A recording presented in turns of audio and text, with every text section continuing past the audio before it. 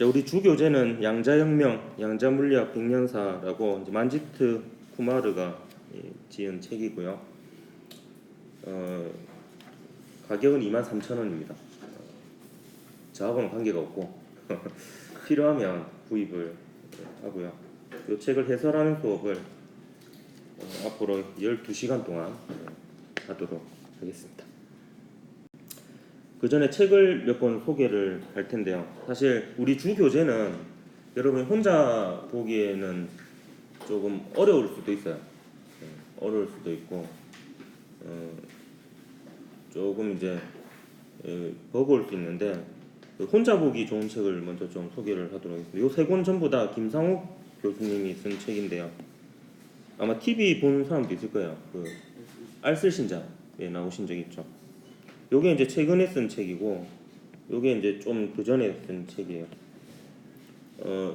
요 과학하고 앉아 있는 시리즈를 먼저 알려주면, 요게 그 팟캐스트에 다 공개되어 있는 겁니다.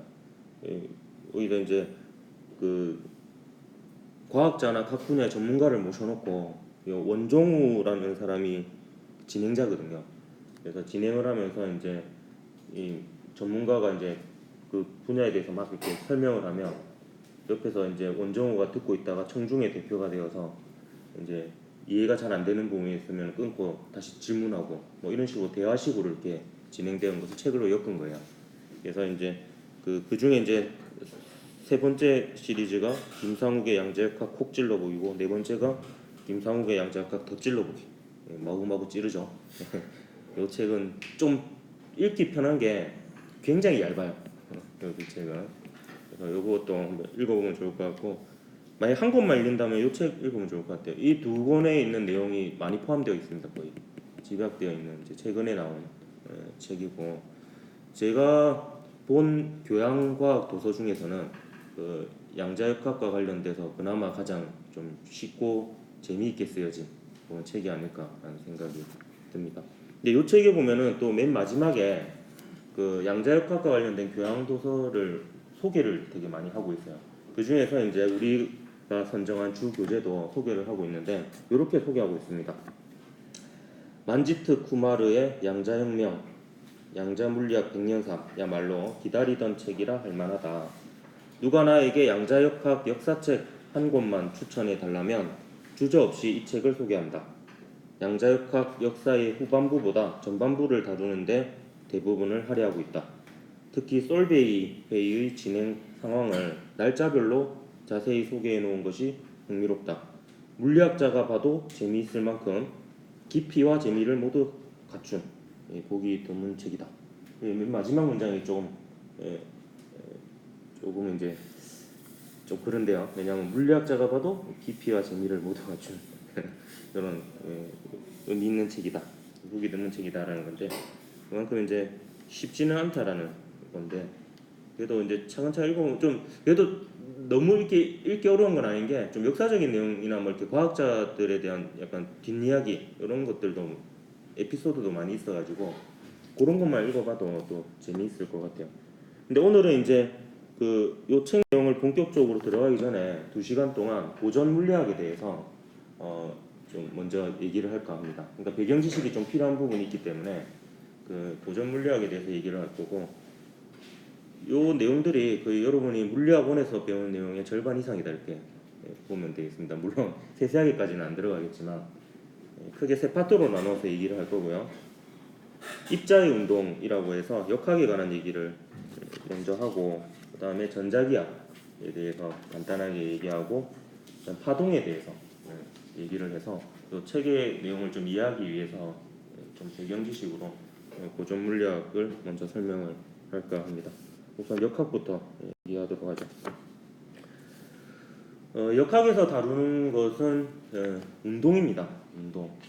여러분이 운동이라는 말을 평상시에도 많이 쓰겠지만, 물리에서 운동은 위치의 변화를 운동이라고 합니다. 위치가 변하면 물리에서 운동이라고 합니다. 그럼 이 위치의 변화를 기술하기 위해서는 이제 그걸 표현하기 위한 물리량들이 몇 가지 필요한데, 그게 크게 보면 세 가지예요. 여기 나와 있는 변위, 속도, 가속도. 요 세 가지를 알면 그 물체의 위치가 특정 시각에 어디에 있는지, 그리고 그 위치에서 어느 방향으로 어떤 빠르기로 움직이고 있는지를 다 알 수가 있습니다. 그래서 요 세 가지 물리량에 대해서 보통 물리책 보면은 처음에 시작할 때 얘기를 많이 하죠. 그리고 시간에 따른 위치를 얘기해야 되기 때문에 기본적으로 시간에 다니는 초를 쓰고요. 그 다음에 거리에 다니는 미터를 씁니다. 우리는 지구인이니까 그렇게 이제 쓰는 거고요. 그리고 변위는 위치의 변화량을 줄여서 변위라고 합니다. 위치의 변화량 줄여서 위변하면 뭔가 이름이 똥 같죠. 그래서 거꾸로 한 것 같아. 네. 참고로 이럴 때는 웃어야 됩니다. 아직 졸업할 준비가 안 되었네. 사회생활에 필요한 거거든. 이 위치의 변화량이고 이게 얼마나 위치가 바뀌었느냐에 해당이 되는 양이 되겠고요. 그다음에 이것만 가지고 물체의 운동을 다 표현할 수 있는 건 아니에요. 얼마나 빨리 움직이느냐도 필요합니다. 그래서 시간에 따라서 변이가 얼마나 짧은 시간 안에 많이 변했느냐, 여기 이제 속도가 되겠습니다. 빠르기도 빠르기, 속도가 되겠고 또 이 속도도 변할 수 있죠. 그래서 시간에 따른 속도의 변화량이 또 이 가속도가 되겠습니다. 이런 식으로 하면은 계속 정의할 수 있거든요. 이게 시간에 따른 위치의 변화량이잖아요. 시간에 따른 위치의 변화량의 변화량, 그럼 시간에 따른 위치의 변화량의 변화량의 변화량, 시간에 따른 위치의 변화량의 변화량의 변화량의 변화량, 뭐 이런 식으로 이제 무한히 개념을 많이 만들 수 있는데, 다행히도 그 물체의 위치의 변화를 기술하기 위해서 필요한 물리량은 여기까지만 알면 그 입자의 과거와 미래를 다 알 수 있기 때문에 우리는 이 세 가지 물리량만 배우게 됩니다.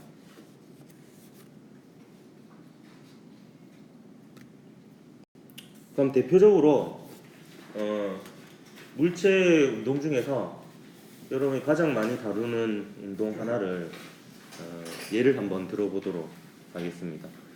지금 1학기 때 물리학원을 들은 학생들 한번 손 들어보세요. 있고 2학기 때 듣는 학생들, 2학기가 더 많네. 그럼 모른다라고 생각하고 설명을 하도록 할게요. 물리학원에서는 다행스럽게도 직선 운동만 다룹니다. 직선 운동 1차원이에요. 1차원. 그래서 위치에 대한 함수가 하나밖에 없어요. 보통 x 아니면은 s로 이렇게 둡니다. 직선 운동만 다루는데 그 중에서도 등속 직선 운동은 너무 간단하고요. 속력이 일정한 운동이고, 등가속도 직선 운동을 주로 많이 다룹니다. 근데 이게 사실 어렵게 내면 굉장히 그렇게 되게 쉽지만 않은 문제예요. 간단한 형태의 운동이긴 하지만, 이 등가속도 직선 운동은 어떤 운동이냐? 일단 가속도가 일정해요. 가속도가 일정한데 하나의 조건이 더 필요합니다. 그 물체의 운동 방향, 즉 속도의 방향이 가속도의 방향과 같거나 반대이거나, 이 두 가지 경우만 가능합니다. 그래서 운동하는 내내 속도의 방향하고 가속도의 방향이 일단 평행해야 됩니다. 같거나 반대이거나. 대표적인 예로 이런 상황을 한번 생각을 해보도록 할게요. 어떤 물체를 떨어뜨리는데 아래쪽으로 v0의 속도로 떨어뜨려요. 0초일 때. 0초일 때. 이때 이 물체의 운동에 대해서 얘기를 해볼까 합니다.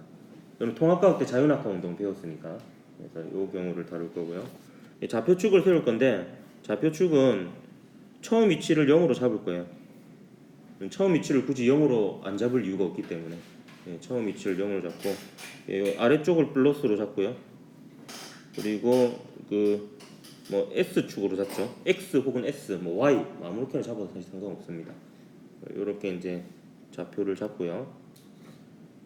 이 운동에 대해서 얘기를 할 건데, 지금 고전 물리학 입장에서 이제 얘기를 쭉 할 겁니다. 그래서 우선 이 물체의 처음 상태, 0초일 때 상태를 우리가 다 알아요. 일단 위치가 0이고요. 그다음에 속도는 플러스 v0입니다.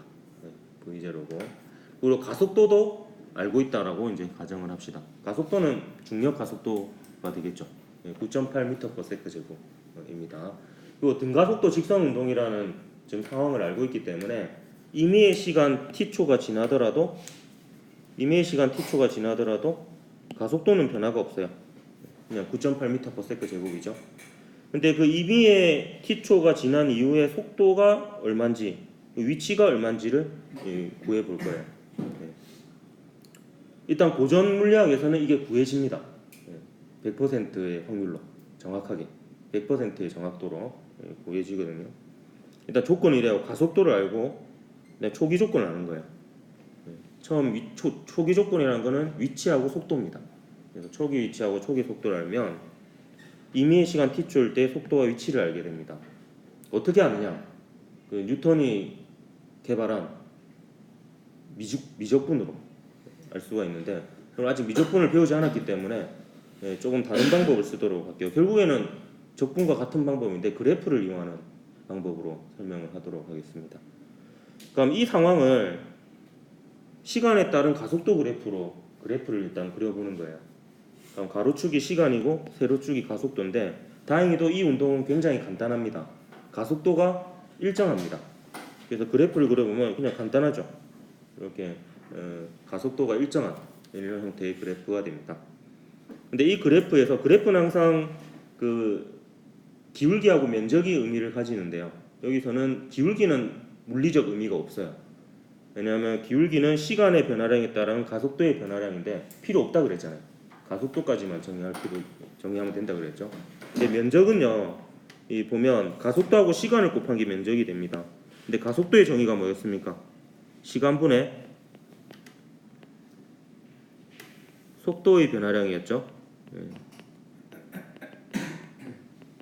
뭐 얘기해도 됩니다. 저랑 하는 얘기는 틀려도 되고요. 심심하거든 하다 보면. 시간분의 속도의 변화량인데 여기다 시간 곱하면 뭐가 되겠노 결국에? 속도의 변화량이 되겠죠. 그러면 요만큼의 면적을 구하면 어떤 의미가 되느냐? 속도의 변화량이 되는데요. 이 속도의 변화량은 나중 속도 빼기 처음 속도가 되잖아요. 그러면 언제가 나중이고 언제가 처음이냐? 지금 0에서 t까지의 면적을 구했으니까 이 0초일 때가 처음이고요. 그다음 t초일 때가 나중입니다. 그러면 이때 이제 속도의 변화량이 면적을 의미하니까 속도를 표현해 보면 처음 속도는 v0로 우리가 알고 있는 값입니다. 이제 나중 속도는 모르죠. 근데 나중 속도가 t초일 때의 속도가 됩니다. 그럼 요거를 식으로 나타내면 이렇게 되는 거죠. 면적은 속도의 변화량 같으니까 요 면적은 a 곱하기 t죠. at고 이건 속도의 변화량 같으니까 t초일 때 속도, 나중 속도 빼기 0초일 때 속도 v0 이렇게 되는 겁니다. 그럼 이 식을 잘 보면 우리가 알고 있는 값을 동그라미를 쳐보면요, 일단 초기 속도 우리가 알고 있죠. 측정을 통해서 알 수 있습니다. 속도계로 측정하면 됩니다. 정확하게 알 수 있습니다. 고전 물리학에서는. 그 다음에 가속도 정보 우리가 알고 있고요. 그 다음에 t라는 것은 우리가 알고 싶은 순간의 t잖아요. 우리가 알고 싶은 순간의 t니까 알고 있다라고 볼 수 있습니다. 그러면 얘를 구할 수 있죠. 그래서 가속도 시간 그래프를 그려서 면적을 구해보면 임의의 시간 t초일 때의 그 물체의 속도를 알 수 있습니다. 이게 사실 적분하는 과정입니다. 그래프에서 면적을 구하는 게 적분이거든요. 자, 그다음에 이 식을 보면 결국에 v를 시간에 대한 함수로 알 수 있는 거죠. 이걸 v에 대해서 정리하면 v는 v0 플러스 at 이렇게 되잖아요. 그럼 요거는 요 식하고 같죠. y 이퀄 ax 플러스 b 요 형태죠. 이때 y는 v에 해당이 되는 거고 x는 t에 해당이 되는 거죠. 그리고 기울기 a는 하필이면 a네 똑같이 a가 되는 거고. 그래서 요거는 이제 그래프로 그려보는 겁니다. 시간에 따른 속도 그래프로. 그러면 기울기가 일정한 이런 형태의 이제 그래프가 됩니다. 요 그래프에서는요, 기울기하고 면적이 다 의미를 가지게 됩니다. 기울기는 시간의 변화량분의 속도의 변화량이니까 가속도를 의미하게 됩니다. 그러면 그거씩 세워보면요, 아까 가속도 시간 그래프에서 면적 구한 거하고 똑같은 결과가 나옵니다. 그런 결과가 나오고, 그리고 속도 시간 그래프에서 면적을 구해보면 이 속도가 정의가 시간분의 뭐였어요? 예, 위치의 변화량이었죠. 변이었죠. 위치의 변화량. 그러니까 면적을 구한다는 것은 속도에다 시간을 곱하는 거니까 시간분의 위치의 변화량에다가 시간을 곱하면 뭐가 됩니까? 위치의 변화량이 됩니다. 그래서 결과적으로 요 면적을 구하면 위치의 변화량이 됩니다. 그럼 이때는 0에서 t초까지의 면적이니까 0초일 때가 처음이고 t초일 때가 나중이고요. 그럼 이때 위치를 적어보면 처음 위치는 0으로 잡았죠. 나중 위치는 우리가 모르죠. 이걸 구해야 되는 값입니다. 근데 면적을 구하면 구할 수가 있습니다. 여기서 여러분이 이제 물리학원을 했거나 해야 되기 때문에 약간의 팁을 알려주면 이 면적을 구하는 과정이, 그리고 여러분 등가속도 직선운동 문제 구하는 거는 대부분이 한 90% 이상이 속도 시간 그래프 그려서 푸는 거거든요. 여기서 면적 구하는 과정을 알려주면 이 방법이 좀 좋습니다. 평균 속도를 이용하는 방법인데 V하고 V0의 평균을 구해보면 간단해요. 그냥 V0 더하기 V 나누기 2 하면 됩니다. 이렇게 하면 요 면적하고 요 면적이 같습니다. 그래서 얘를 잘라가지고 여기다 붙이면 직사각형 면적이 되죠. 그래서 면적이 요 직사각형 면적을 구해보면요, 직사각형 면적이 2분의 V0 플러스 V 곱하기 T가 됩니다. 근데 여기서 우리가 알고 있는 값을 한번 다시 동그라미 쳐보면 초기 속도 알고 있죠. 그리고 T 알고 있습니다. 이건 우리가 알고 싶은 순간이니까. 그럼 여기서 V를 모르는데 이 V는 아까 가속도 시간 그래프에서 면적 구해가지고 구했잖아요. 그러면 얘가 V0 플러스 AT죠. 예, 그렇게 해서 정리하면 이 녀석들은 또 다 아는 값들이거든요. 전부 다 V0 초기 속도 아는 거고 가속도 A 아는 거고 시간 T 아는 거죠. 그러면 이게 면적이 전부 다 우리가 알고 있는 값으로 전부 다 바뀌게 됩니다. 그렇게 해서 정리하면 면적이 이렇게 되는 거죠. V0T 플러스 2분의 1 AT 제곱으로 전부 다 우리가 알고 있는 값들로 이루어지게 됩니다. 요거는 T초일 때 위치 빼기 0초일 때 위치 이렇게 되는 겁니다. 그럼 여기서 우리가 모르는 거는 얘만 모르잖아요. 나머지는 다 알고 있잖아요. 그러니까 임의의 시각 T초일 때의 그 물체의 위치를 구할 수 있게 되는 겁니다. 그래서 지금까지 한 거는 결국에 뭐냐, 정리를 하면 어떤 물체의 초기 상태, 위치가 0이고 속도가 V0라는 거, 지금 이 상황에서는 어떤 물체의 초기 상태를 정확하게 측정을 통해서 알 수가 있고요. 그리고 그 물체의 가속도를 알게 되면 그 가속도를 그래프로 나타내서 면적을 구하는 과정에서 속도를 구할 수 있고, 그렇게 구한 속도를 시간에 따라서 또 그래프로 그려가지고 면적을 구하는 과정에서 위치를 알 수 있어요. 임의의 시간 T초 이후에. 그러면 그 물체의 미래에 대해서 모든 것을 알게 되는 겁니다. 이거를 조금 더 확장하면요, 기술이 발달해서 우주에 있는 모든 입자의 지금 현재 상태의 위치와 속도를 알고 우주에 있는 모든 입자의 가속도를 알면 우주의 미래를 알 수 있고 이번 주 토요일에 6개의 번호가 무엇인지 계산할 수 있다라는 얘기가 됩니다. 진짜로 고전 물리학에 의하면. 그래서 이때 되게 좀 그랬어요. 왜냐하면 결국에 이대로 세상이 움직인다라는 것은 미래는 다 결정되어 있는 거거든요. 맞잖아요. 이론적으로 미래는 다 결정되어 있는 건데 과연 그럴까라는 다행히 이제 양자 물리학에서는 이게 의문을 이제 제기를 합니다. 일단 고전 물리학에서는 이게 지금 요 내용이 고전 물리학의 핵심이라고 보면 됩니다.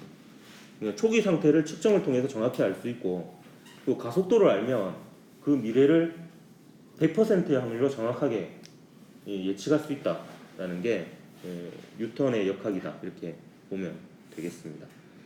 근데 왜 하필 역학이라 하느냐? 여기서 가속도를 우리가 안다라고 가정했잖아요. 근데 가속도를 어떻게 아느냐라는 게 이제 핵심이 됩니다. 이제 가속도만 알면 되잖아. 위치하고 속도는 측정을 하면 되는 거고, 가속도만 알면 다 해결이 되는 거거든요. 그러니까 그 가속도하고 관계된 게 뉴턴의 운동 법칙이다, 이렇게 보면 되겠습니다. 이게 이제 뉴턴의 운동 법칙 세 가지인데요. 뉴턴 하면 사과죠. 그래서 만들어봤습니다.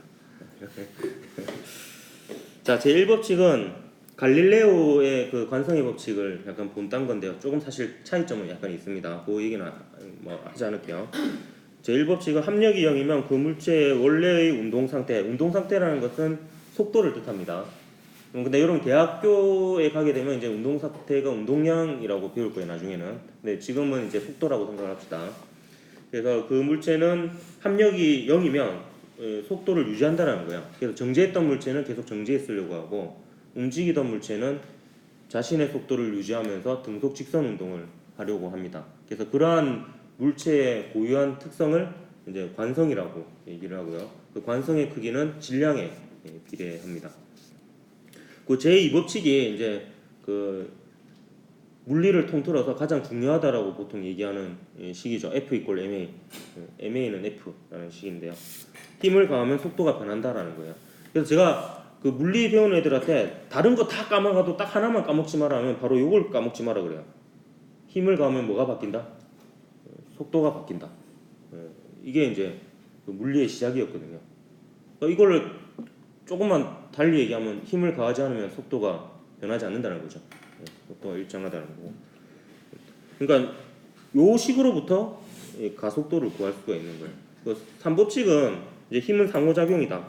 이렇게 얘기해요. 작용이 있으면 반작용이 반드시 있어요. 힘은 항상 쌍으로 존재한다라는 거거든요. 그래서 우리가 왜 역학이라고 하느냐? 이 식 때문에 역학이라고 합니다. 이 식을 한번 잘 살펴보면 결국에는 우리가 힘을 알게 되면요, 그 물체에 작용하는 힘을 알게 되면 뭐를 알 수 있느냐? 가속도를 알 수 있습니다. 힘을 알게 되면 ma = F라는 식으로부터. 물론 질량도 알아야 되겠죠. 그 물체의 질량과 그 물체에 작용하는 힘을 알면 가속도를 알 수 있어요. 그럼 가속도를 알 수 있으면 가속도를 시간에 대해서 이제 그래프를 그려가지고 면적을 구하면 임의 시간 t초일 때 속도를 구할 수 있습니다. 그럼 이렇게 해서 속도를 구하면 시간에 대한 함수가 되겠죠. 그리고 시간에 대해서 속도 그래프를 그려서 면적을 구하면 그 물체의 위치를 알 수 있게 되는 거예요. 그러면 모든 걸 알게 되는 겁니다. 그래서 그 출발점이 힘이니까 역학이라고 얘기하는 거예요. 힘력자를 써서. 근데 영어에서는 다이나믹스라고 합니다. 역학을.